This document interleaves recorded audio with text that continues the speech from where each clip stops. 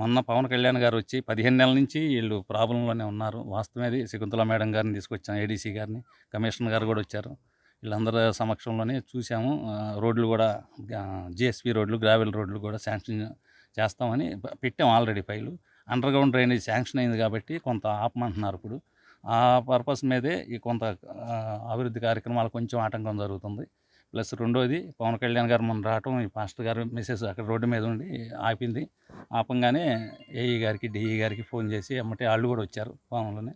మొత్తం 40 స్తంభాల దాకా మాకు ఇంతకుముందు పెట్టిన 15 నెలల క్రితం పెట్టినవి కూడా మొత్తం వచ్చినాయి. రాధారంగా నగర్కి ఒక ఆల్రెడీ 25 స్తంభాలు అయిపోయింది వేయటం, లైన్ లాగటం కూడా. ఇప్పుడు ఇది ఒక 7 స్తంభాలు ఇక్కడ వేశారు. ఊళ్ళో కూడా ఒక 12 స్తంభాలు వచ్చి ఉన్నాయి.